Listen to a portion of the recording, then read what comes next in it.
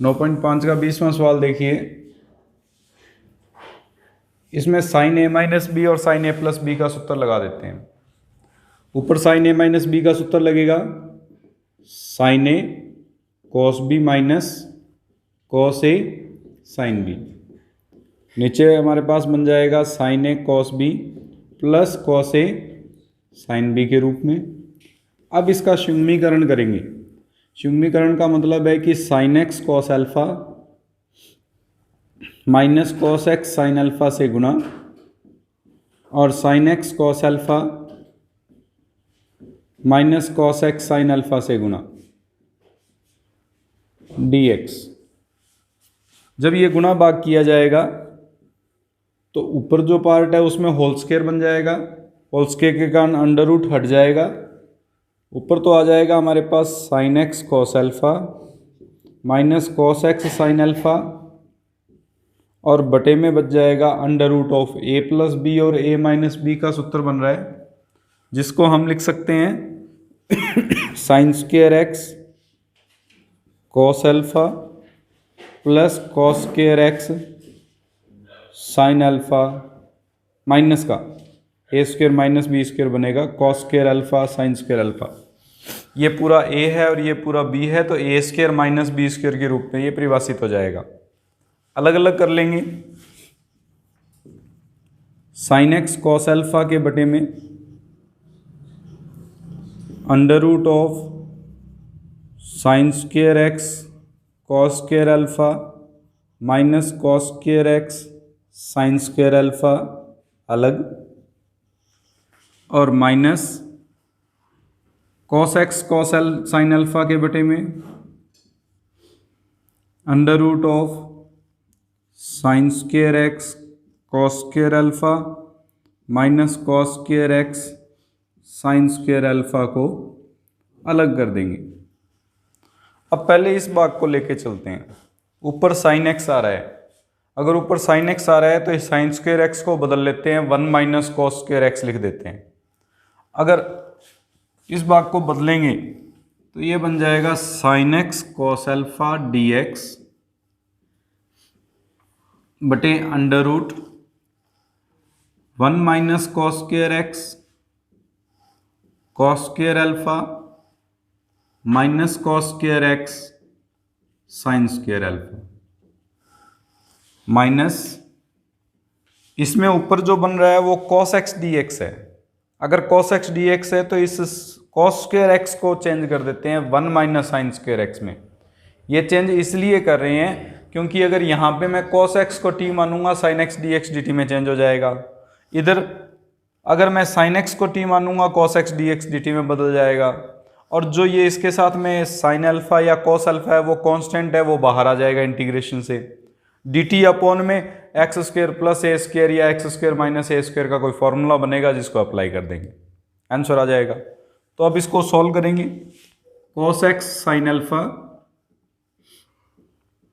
dx upon under root of sine square x cos square alpha minus 1 minus sine square x sine square alpha. इसको और solve करते हैं। यहां हम cos x को t minus sine x D x है वो D T में, इसमें साइन एक्स को y cos x D x है वो डी वाई में। इसमें वैल्यू पुट करेंगे तो cos अल्फा तो कांस्टेंट है, बाहर आ जाएगा।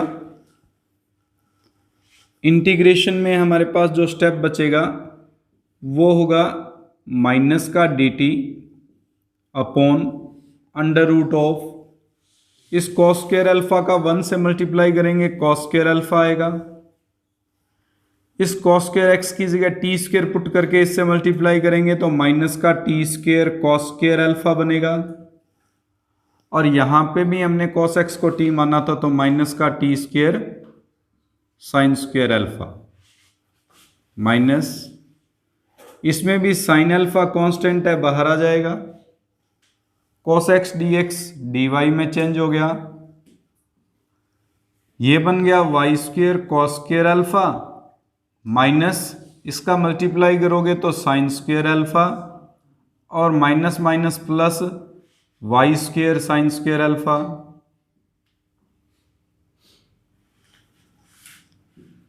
Cos alpha minus D T upon, इन दोनों में से माइनस टी स्क्वेयर कॉमन ले लो, cos square alpha plus sine square alpha बन जाएगा और cos square alpha plus sine square alpha का मान 1 होता है, इसलिए cos square alpha minus T square बचेगा इसमें सिर्फ। यहां इन दोनों में से वाई स्क्वेयर कॉमन ले लो, cos square alpha plus sine square alpha बचेगा और cos square alpha plus sine square alpha 1 होता है, इसलिए वाई स्क्वेयर अकेला बचेगा। ये बन गया अंडर रूट में a square minus x square, और अंडर रूट में 1 upon a square minus x square जो होता है वो sine inverse x upon a होता है, यानी टी अपॉन कॉस अल्फा आ जाएगा यहाँ पे। इधर बन गया हमारे पास sine under root x square minus a square, और under root x square minus a square का होता है log of x plus under root of x square minus a square plus c, t और वाई की value put कर दो, minus cos alpha sine inverse, t हमने माना था cos x upon cos alpha minus sine alpha log of sine x plus under root of sine square x minus sine square alpha plus c, इस दिए गए भाग का answer होगा।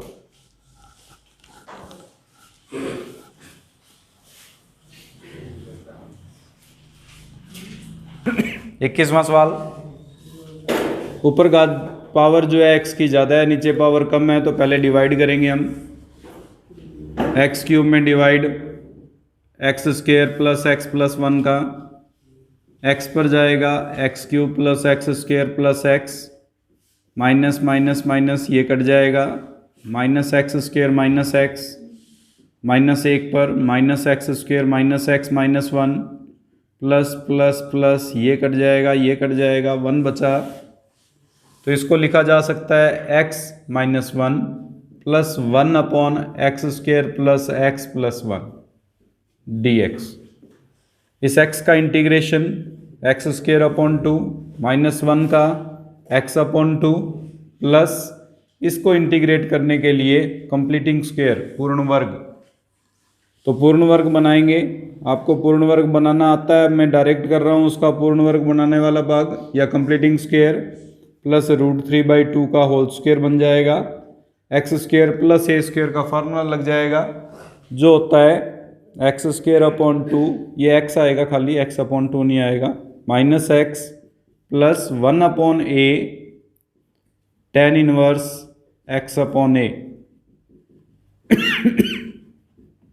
Plus सी, answer है इसका। थोड़ा बहुत सॉल्व किया जा सकता है, जैसे 2/√3 लिख दें, इसमें 2 लघुत्तम लेके काट दें, 2x प्लस 1/√3 प्लस सी,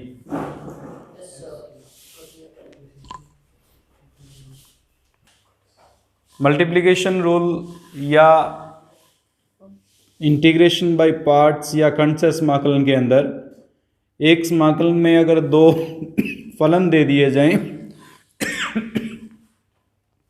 तो इस फलन में से एक को फर्स्ट फंक्शन और दूसरे को सेकंड फंक्शन मान के चलेंगे। ये फर्स्ट फंक्शन किसको मानना है और सेकंड फंक्शन किसको मानना है, इसका एक नियम है। हम ये नहीं है कि डायरेक्ट अपनी मर्जी से किसी को फर्स्ट और किसी को सेकंड मान लेंगे। सवाल हल करने के लिए ये हमारे पास फर्स्ट फंक्शन मानने का नियम है, इस पार्ट को याद रखेंगे। आइलेट, आई का मतलब है कि अगर इन दोनों फंक्शन में से एक पार्ट इनवर्स ट्रिग्नोमेट्री आ जाए, इनवर्स ट्रिग्नोमेट्री यानी प्रतिलोमी त्रिकोणमिति, तो उस स्थिति में उसे ही फर्स्ट मानना है, बाकी जो उसके गुणा में दिया हुआ है उसको सेकंड मानना है हमें। चाहे कुछ मर्जी आ जाए गुणा में, उसको सेकंड मानना पड़ेगा। इसी फंक्शन को, इसी पार्ट को हमें फर्स्ट फंक्शन लेके चलना है। अगर इनवर्स ट्रिग्नोमेट्री नहीं है और लॉगरिथम है, लॉगरिथम और लघुगुणक, तो उस स्थिति में इसको फर्स्ट मानना है। मान लो कोई सवाल ऐसा आ जाए जिसमें ये दोनों इकट्ठे आ जाएं, गुणा में हो, तो इसको ही फर्स्ट लेना है हमें, उसको सेकंड लेना पड़ेगा हमें, और कोई ऑप्शन नहीं है। ठीक है। लेकिन अगर ये नहीं आ रहा और ये आ जाए तो लॉग को हमें फर्स्ट लेना है। उसके बाद में अलजेब्रिक, बीजगणित,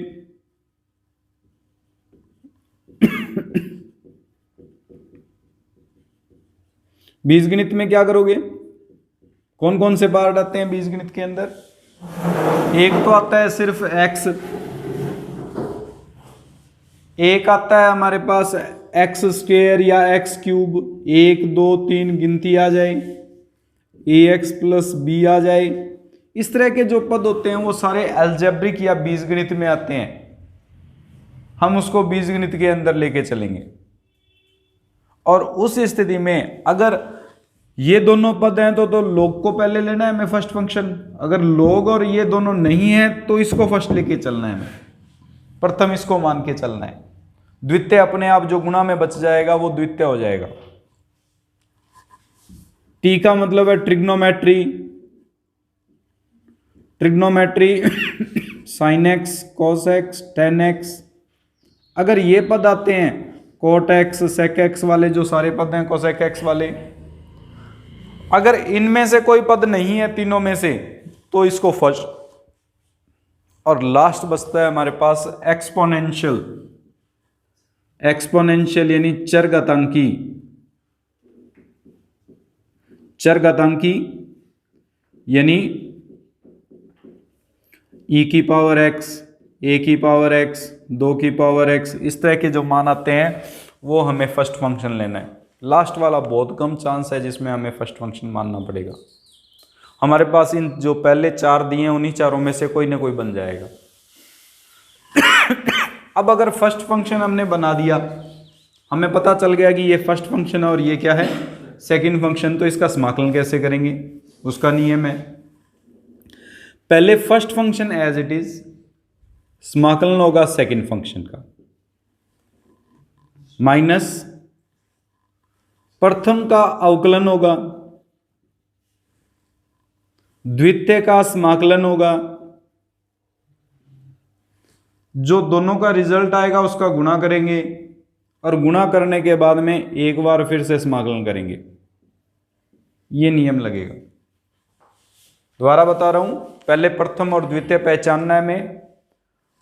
फर्स्ट एज इट इज यानी प्रथम एज इट इज, द्वितीय का समाकलन, प्रथम का अवकलन, द्वितीय के समाकलन का गुणा करके दोनों का फिर से समाकलन। इस पर आधारित अगर कोई सवाल आता है तो कोई जरूरी नहीं है कि केवल एक बार ये सूत्र लगाएं और हल हो जाए। हो सकता है 2 बार या 3 बार भी लगाना पड़ सकता है ये सूत्र समाकलन करते वक्त। जैसे एक उदाहरण ले लेते हैं, अभी तक log x का समाकलन नहीं पढ़ा हमने। अगर log x का समाकलन नहीं किया तो log x का समाकलन करके देख लेते हैं। log x है, इनटू में 1 मान लेते हैं, माना जा सकता है। नियमानुसार log x है जो लोगरिथमिक है, l है, और 1 है जो अलजेब्रिक है, a है, यही है। अगर log x लोगरिथमिक है तो हमें लोगरिथम को पहले फर्स्ट मानना है और अलजेब्रिक को क्या मानना है? सेकंड। अब फर्स्ट एज इट इज, समाकलन सेकंड का, माइनस इस पहले का तो अवकलन, log x का अवकलन 1/x, दूसरे का समाकलन 1 का समाकलन x,